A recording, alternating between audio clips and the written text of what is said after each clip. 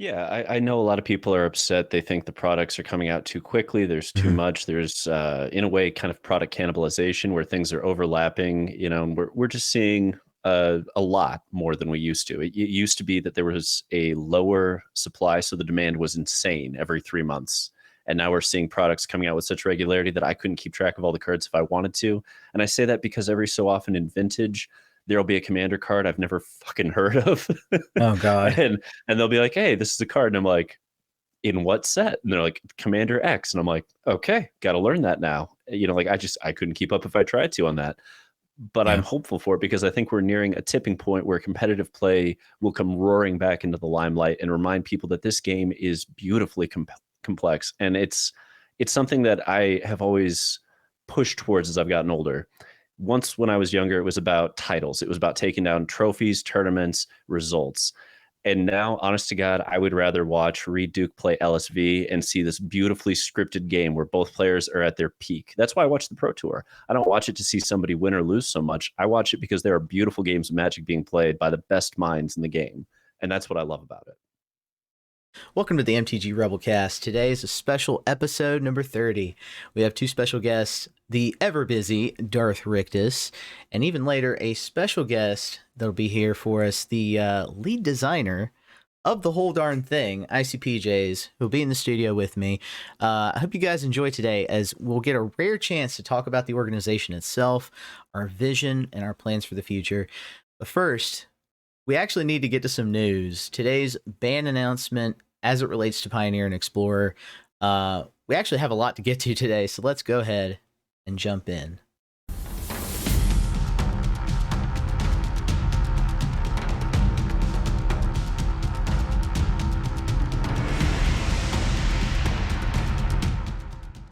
Today's BNR announcement had something for Modern, something for Pioneer, even something for Pauper, but let's talk about Pioneer in particular because it is a format that each of us play and one that we each look forward to possibly qualifying in at DreamHack Atlanta.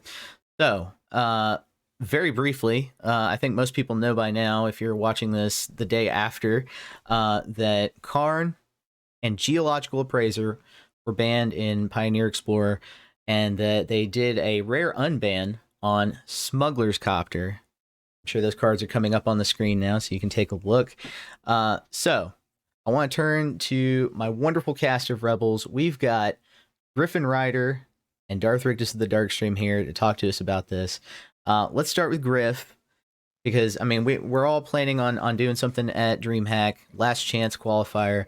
You don't have to give away too much if you don't want, but tell us, how do you think these bans affect the format? How do they affect what you're deciding to play? With the bans coming this close to DreamHack, it's a little late to change plans, Mm-hmm. but I love it. I love these bans. Karn needed to go a long time ago. We all knew it. We were all waiting for it.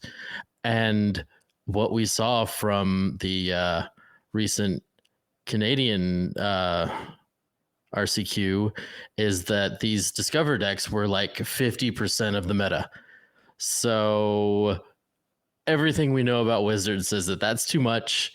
Getting this impressive board state turn 3 is too much for the format. Like we're moving in a good direction this time. These are well warranted bans, and it's gonna be crazy here in a couple weeks when everybody is throwing all sorts of new ideas at the format.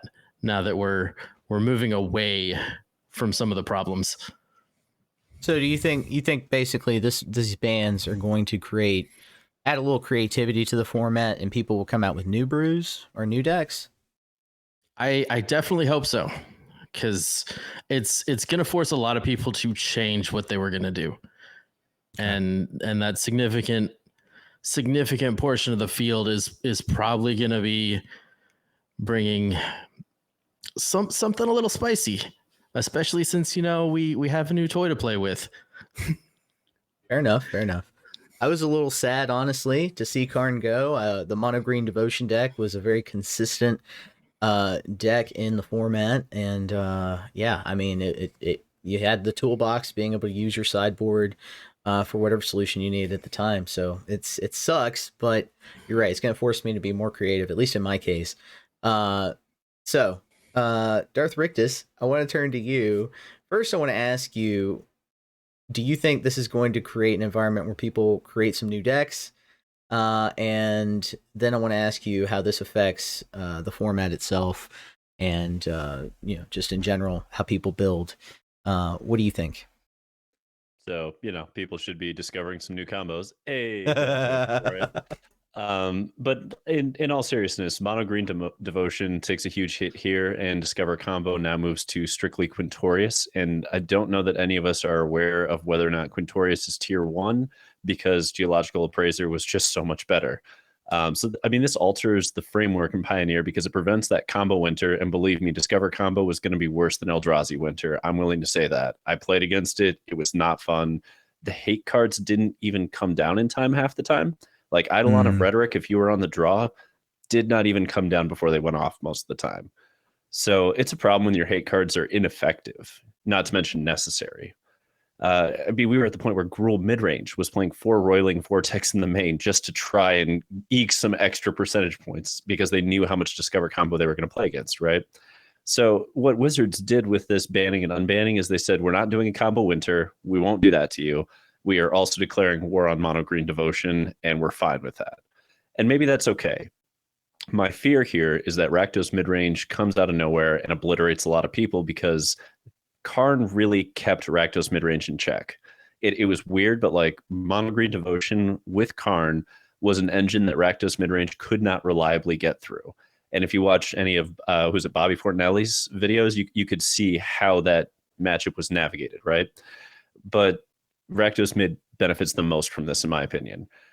We'll see what happens now that these sideboard slots are opening up again. Like Rakdos mid doesn't necessarily have to run all those noxious grasps, and maybe they don't need to run as many extinction events, and they can focus on some of the other archetypes. Smuggler Copter, on the other hand, I'm curious to see where it lands. I think it could find a home in Boros Convoke, but we have not tested enough to know for sure. Fair enough. What if you had to guess right now, what surprise tier 2.5 deck do you think gets a bump here as a result of Rakdos mid coming back, Green Devotion going away, if any decks? Well, if Rakdos mid gets the bump I expect it to get, I don't know that we can consider any tier 2, 2.5, like those lower end combo decks don't gain because Rakdos mid comes back and it just stomps out all of the diversity. And that's what it's there for. When you have a deck that is consistently going to Thoughtseize you and have access to game lines that start with Thoughtseize, Duress, Trespasser, Shelly, like so many combo decks just get rolled by that sequence. So I don't think that's what's going to happen. I think you're going to see tier 1 decks. I think you're going to see the field condense. And instead of expanding, it's going to contract, and we're going to see a focused effort. My guess is Lotus Field in the end, specifically the blue-white control iteration, gains a lot of points here because if Rakdos midrange is going to come back in force, Lotus Field is a really sweet way to just go, okay, but we don't really care. We'll just go into Teferi. You play with your toys, we'll play with ours. Ours give us 3 mana, yours give you 1. We're fine. Like it's just easy out there. Lotus Field, what a missed opportunity to ban a deck right there. That was actually, I think a lot of folks on social media predicted Lotus Field pretty heavily, and that did not happen. Would have been nice. Would have been nice. Yeah. I would have cried no tears. We'll put it that way.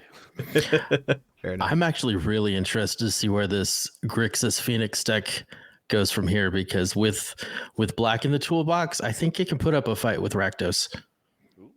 Okay, I love that take. I'm very intrigued to see the list, actually. Yeah, me too. I've heard about it, but I haven't actually seen a list yet. I'll have to go check that out. But in any case, bans are always a hot topic in the community, and nuance at times gets lost in these discussions. So really, thank you both for giving us your impressions on this particular portion of the ban. But I do want to move on to the next segment, something special to all of us here. I don't know if y'all know it, but we have recently, we've announced it in several places, but we recently breached the 2,000 subscriber wall. I believe the current count is 2,088 as of the time of this recording, maybe even higher. But it seems as if we're on schedule, right? We actually had predicted, I remember in some private conversations earlier in the year, we had predicted that, maybe we'd be at 1,000 by this point. by the end of the year, but I think we've really exceeded expectations. So congratulations to the whole of the Rebellion, everybody who supports us, our community, the Discord especially, who especially recently have been giving us brews to talk about on the State of the Meta, our flagship show, and just commenting on everything that we do, helping us make adjustments, helping us to give us a fresh perspective on our own content. Thank you to the community for that. But let's move on to our next segment, because with us today are two pillars of the MTG Rebellion. We have with us Darth Riktus of the Darkstream, of course, here to talk to us about future for a wonderful organization and what that holds. Welcome, Darth Riktus, to the segment. Welcome. I know you don't get to be here often, but how are you today? Not too shabby, my man. It's a good life, and we're doing okay with it. I believe so as well. I'm not usually an optimist, but I think right now, when it comes to what we're doing, this whole project, I think I feel like I am one, or beginning to become one. It's sort of changed the frame around content creation for me in a lot of ways. But I wanted the folks at home to hear you out and hear your perspective, because they hear a lot from me, especially as I tend to give my opinions on this show and the people who come on.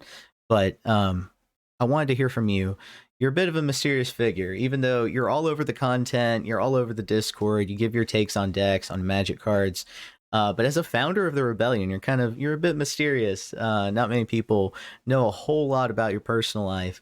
And maybe that's intentional. I don't know. But tell the folks at home, this is the one thing I think people will be interested in, is hearing your Magic story. So tell the folks at home, how did you start playing Magic the Gathering?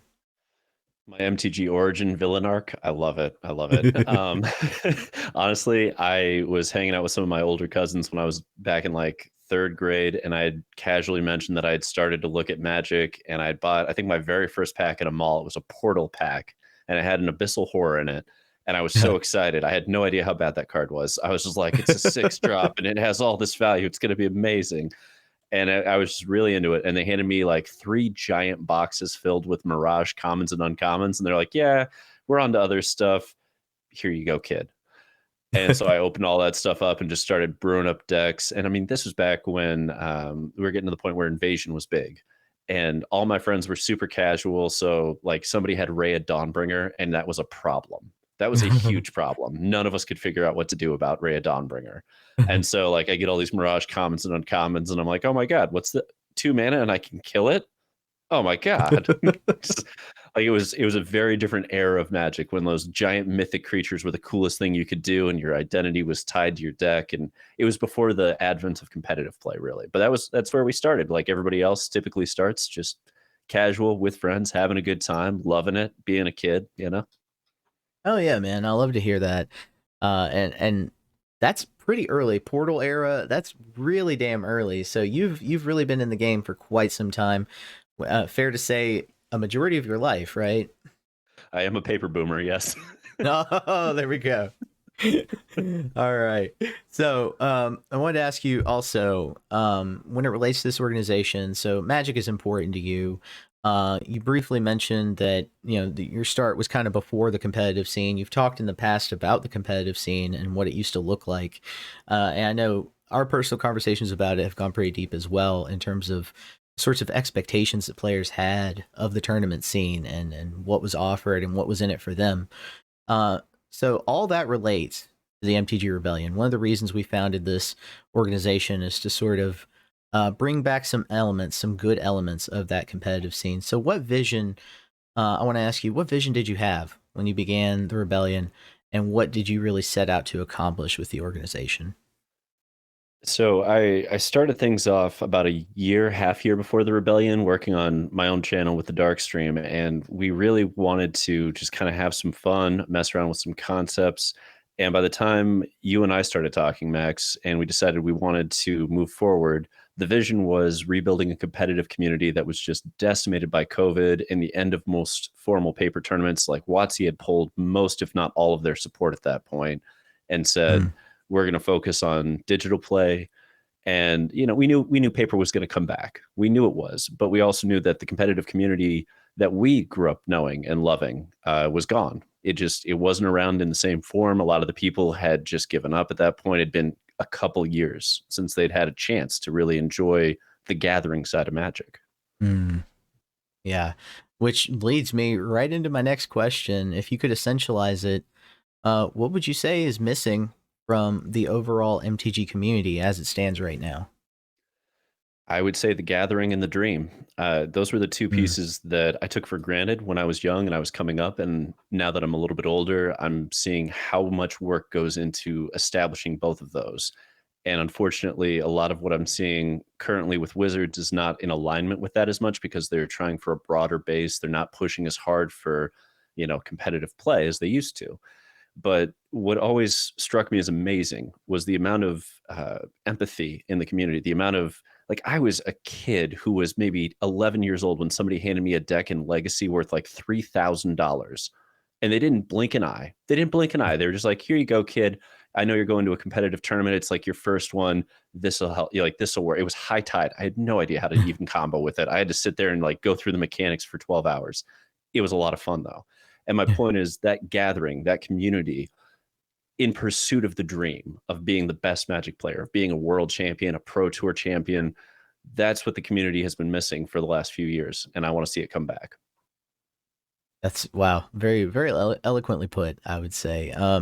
Which leads me to want to ask also, considering the past year, considering the years prior to that, where COVID kind of decimated the scene, and considering where things are now, where we're seeing the return of paper, so to speak, as many have put it.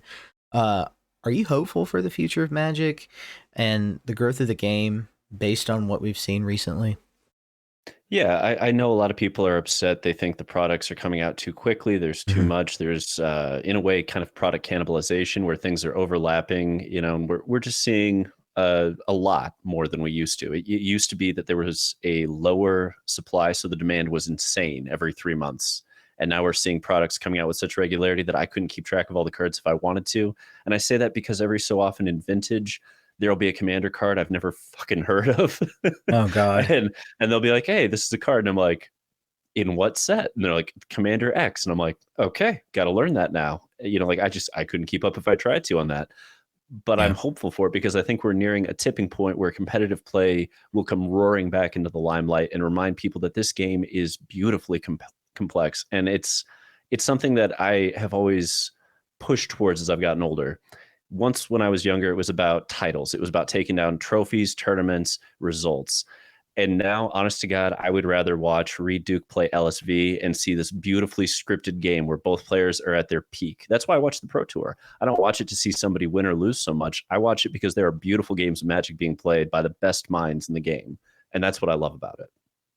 Oh yeah, I love that too. The spirit of real competitive play and just two equally matched players going tit for tat. It's exciting. It's exciting to watch. I totally agree with you. So considering all that, considering how strong the community and adaptable the community has become, especially at the pro level, they've kept it going for so long. Um, what would you change, if anything? We've briefly touched on this already. What would you change, if anything, about the way Wizards handles competitive Magic? Honestly, I would, God, this sounds somewhat redundant, but I would go back to the nostalgia of the old system, weird as it might be to say. I remember the golden age of competitive Magic when JSS tournaments integrated younger players, state tournaments were in the fall rotation, regional tournaments at the end of the spring set, Grand Prix with these huge, massive gatherings, thousands of people coming together and just celebrating and loving the game while trying to compete against each other, world championships that denoted nationality for competition reasons and gave kind of that Olympic feel.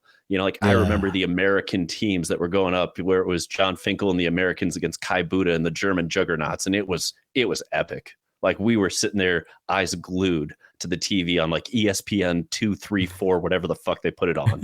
But we were there, like we had massive watch parties for these things. That's what I would take back and put it back into play.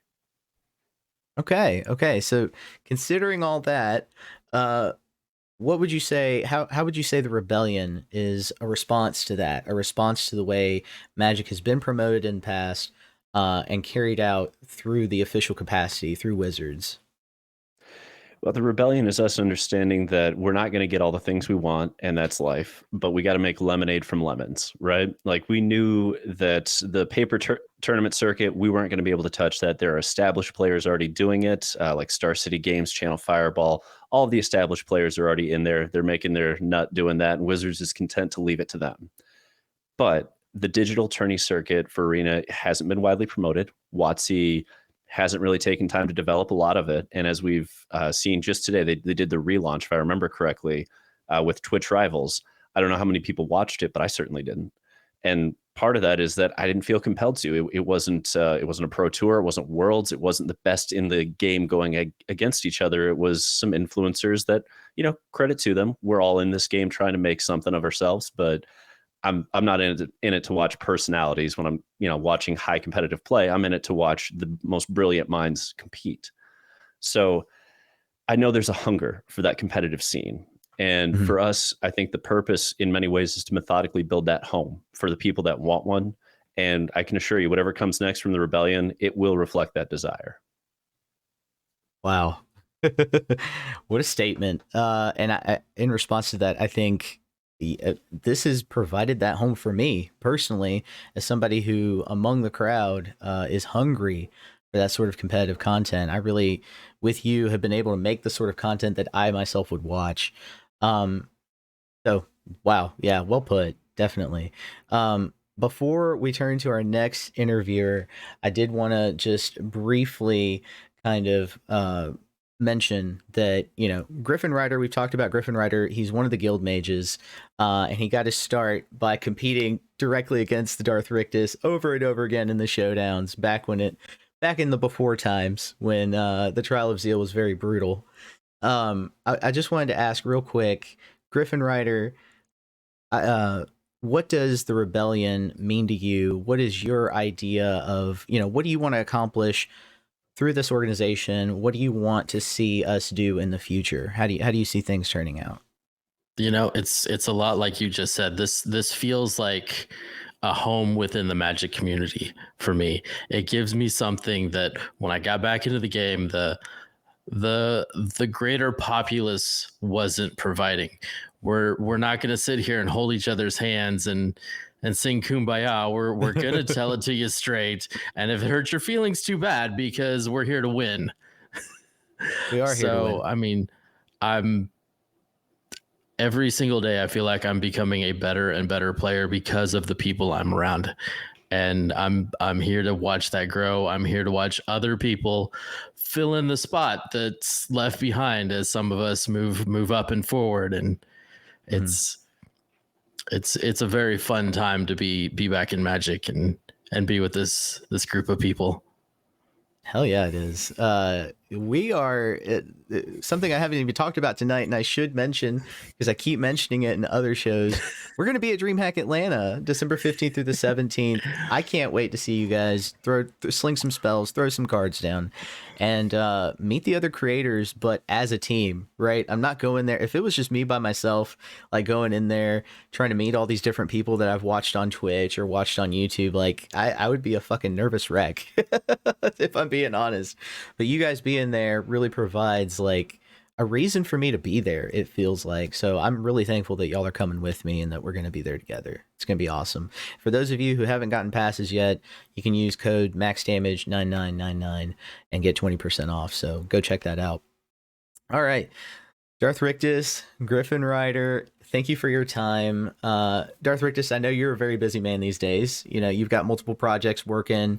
You've got things cooking, and I'm sure our audience, the rest of us, are actually very appreciative that you could take the time to be with us today. So thank you very much for being here.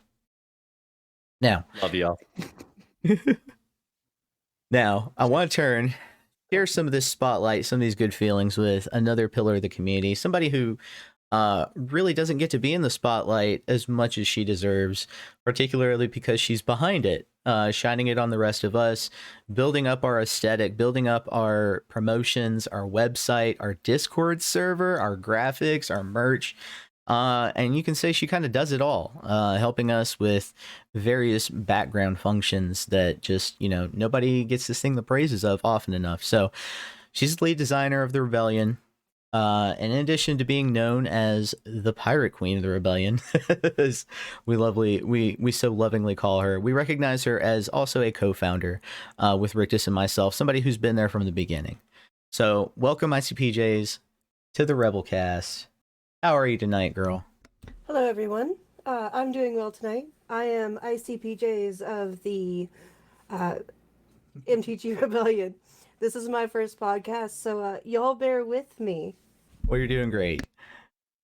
So I have a few questions for you tonight. If you'll just, give us a bit of your time, answer these questions, help us to get to know you a little bit more, because I really feel like you deserve to come out of the shadows, come out of that designer cave and show everybody who you are. So I have just a few questions for you. You as the lead designer, you've come up with our primary colors, our logos, upcoming merch designs, which, some of which we'll be showcasing at DreamHack. My first question for you: how did you initially decide on that design philosophy, the colors that we have, the logos that we have for the Rebellion, and how did you in particular come up with the logo design? So, first off, when deciding what you want to do for a large group of people, and you really want to get the people going, I think the best thing to do is to create a liminal space, or I guess in layman's terms, like a vibe. And every time that you see that logo, those colors, that design, the vibe hits you. So when the Rebellion first started, the first thing we did was get together with the very few select people that we had rolling around and say, what do we want to be named and how did we want this to feel? And, the main concept of the Rebellion, when we started writing it out, was that we wanted to not be the same and not create just another blank slate space. We wanted to do something about competitive Magic, bringing people back to competitive Magic, and really make it feel like we were fighting for that community. And out of that came me sitting watching the arena screen over and over again, and I remembered being really influenced by one of the screens that would happen while you were dealing with your cards. It has a flame background, like a misting ember background.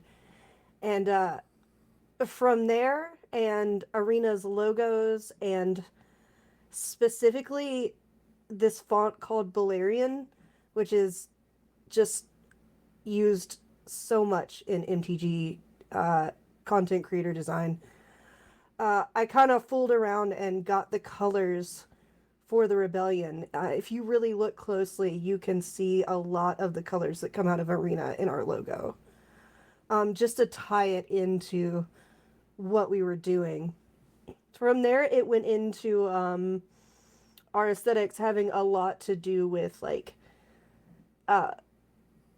battle themes, and our logo itself is meant to look like a shield.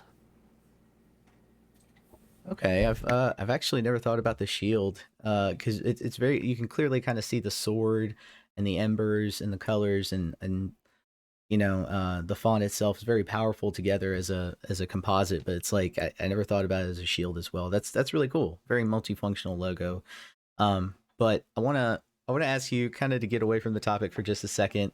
I wanted to ask you, you call yourself all the time on my stream, in the Discord, in some of the content where you're in the background, you've called yourself MTG adjacent. And that, I get it. You don't want to be subject to the same sort of whims of the MTG community that somebody as a content creator like me is. Totally understandable, right? The community's always got something to say. So I totally get that. But I personally know that you have played Magic before. So do you want to tell the folks at home what's your history with the game? What are some memories that you have with it? And in addition to that, what's your favorite deck that you've played? Okay, yeah, that's correct. I do put out that I am MTG adjacent. Mainly, I know a lot of what's going on. whether I want to or not. But it's like you said, I don't want to put out anything that I am not 100% sure on. And with being in the Rebellion, one of the harder things is that I can't really get games of Magic in. There's just too much to do, too much going on, and too much foresight into the future for me to stop and play. Occasionally, though, recently, and I'm sure I might get flack for this, Commander games, but specifically the new ones with Doctor Who and Lord of the Rings. You know, I've turned into a casual player from being a competitive player. And so, you know, if we want to go back in history, I think it was my second year of high school, started going with friends to the local, like, I want to say, like, just nerd shop, because there was video games, there was comics, there was all kinds of games. Magic wouldn't be my first TCG, but I think that in the end it would become my favorite one. You know, I think I did the Buffy TCG, Pokemon, a little bit of Yu-Gi-Oh!, Sailor Moon, Any Mayhem. Oh, wow. But, you know, at the end, I really got into Magic. In my college years, I would end up going to competing, but not with decks that I ever built. You could hand me a deck and I'd run somebody into the ground with it. Maybe beginner's luck, who knows? Out of all of the decks that I own, my original Kamigawa Samurai deck, and my Eldrazi Ulamog deck, but not from the recent Commander phase, like the old Eldrazi. I stomped so many faces with that, it's just left a good feeling in my heart. I still like to pull them out and play every once in a while, but it never wins against slivers, so there's that. Yeah, you did kind of whoop my ass when we played Commander recently with the Lord of the Rings stuff, but also that Eldrazi deck going off against Lieutenant Watts the other week. That was fun to watch. I got to see that. That was cool. I think I even put up a couple pics on social media from that one. But to get back to sort of the general topic, talk to us, a more serious question. Talk to us about your inspiration for your art, just in general, your general sense of aesthetic, how you've evolved over time as an artist. Where do you take your inspiration from? Who are some of your favorite artists? And in particular, is there a specific period or time in art history that you would love to be a part of? So, is this an application right now with that question? Geez. Okay. Artists tend to get this question like, oh, who's your favorite artist and what time period, and yeah. So we'll go with growing as an artist. I remember, like, I guess my forefront, I used to want to be an animator, like, a long time ago. And, you know, you start researching that and then you find out that a lot of that isn't cracked up to what you think it is. It's a lot of time, effort, and a lot of animators are just severely underpaid. Let me just put that out there. But moving from being severely interested in animation and pop design, I eventually ended up in going into art history for a lot of my classes in art school. And it really broadens the horizon of the kind of artists that you're into. So, inspiration for me mostly comes from art books, like all the time, having art books in my hand, seeing different directions that people take, different subjects. And I like to pull from everywhere in the sense to kind of like pull into my designs, because when it comes to design and making a very personalized design, it's just best to play it close to its subject matter sometimes, and then you just take that subject and you branch out and look at what other people have done or try to get that vibe I was talking about earlier. And so it's hard for me to say I have a very specific way of looking at art. I work in too many different mediums to kind of condense it down into one thing. I can give a couple of inspirations, like Yoshitaka Amano is one, Final Fantasy art guy for most people. A lot of movies, so like what I get out of Ridley Scott or another one is music album covers. I look at those all the time, and I'm always looking at new ones, especially from Spotify. So I think I get my large text designs from Harper Ferry. So it really comes from all over the places. If I could be in a time period in art, I'd want to say the 1920s. Due to Art Nouveau is just amazing, and Art Deco is just amazing, and there's so much gold and sparkly, and I really enjoy that. And it was also a very expressive time period where art flourished in many ways, whether it be architecture, painting, music. Yeah, I think that's the time period I'd like to be in. Do you have a favorite Magic card in terms of its artwork? Do you have a favorite piece? It was the card art that I used for the Devilish Samurai thumbnail. I can't exactly remember the name of it, but it was really gorgeous. And then any of the Sphinx designs I really dig. And then there was basically that whole set recently. I think it was before Crimson Vow. New Capenna. Yeah, it was New Capenna. And those were fantastic. Like, they just knocked those out of the park. Oh yeah. Yeah, I love the artwork from that set. Final question. You design our merch. It's no secret. Is there anything in the works that you've been cooking for a while that if you just had the resources, had the availability of the resources, you could build as a piece of merch that maybe our audience should be on the lookout for in the future?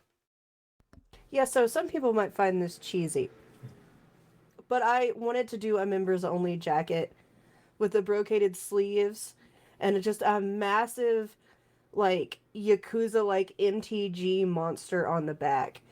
And there's always trouble with this kind of design because you have to be careful if you're gonna hit like copyright infringement or not. So you have to be very selective about how you do said artwork. But like all I need to do is find that one merch shop that would allow me to just bang this out. This members only jacket would be just in my head. It's just such fire, and I just can't wait to be able to find out how to do it. I can't wait. I really hope you go through with that one. But thank you so much, ICPJs, for being here. Thank you for coming on, getting out of that design cave, talking to the folks at home for just a second. We really appreciate you coming on the show and appreciate the work that you've done for us. I know each member of the Rebellion has expressed individually at one point or another how great the designs are, how great everything looks, and I can speak for all of us in saying we do appreciate your work. So thank you, ICPJs. No, thanks for having me on, guys. The work that I do for the Rebellion has been incredibly fulfilling, and just like Dark and Griffin said, finding a home in this community has been an opportunity that I wouldn't have given up for anything. And every subscription, every member joining the Discord, every Twitter like, I'm just so happy to be a part of it. I'd like to thank everybody out there that's given us their time and made it feel fulfilling for my work. Thank you. All right. Well, that's really all the time we have for today. I really want to thank each of our guests, Griffin Ryder, Darth, Riktus of the Dark Stream, and ICPJs for being on the episode. Our 30th. I'm really happy we made it this far. It's amazing. I think we're almost to 50 State of the Metas and now 30 Rebelcast episodes. We hope you like the channel and subscribe if you're on YouTube. You can also follow us if you find us on Spotify or, whatever the term is for Google and Apple Podcasts. We've now done 30 episodes with a wide range of guests from the Rebellion. I want to thank each and every single one of y'all that have shown up on any of those 30 episodes. Anybody watching out there, tune in next time where we're going to cover our experiences from DreamHack. In a couple of weeks will be the next episode, so no episode next week. If you are going to be at DreamHack, we urge you to find us, give us a hug, sling some spells with us. It's going to be December 15th through the 17th at the Georgia World Congress Center. We'll be in our brand new team jerseys, rocking out the designs from ICPJs, and working the creator lounge, working the show floor, and probably streaming the whole time. So thanks, everybody. Until next time, untap, upkeep, resist.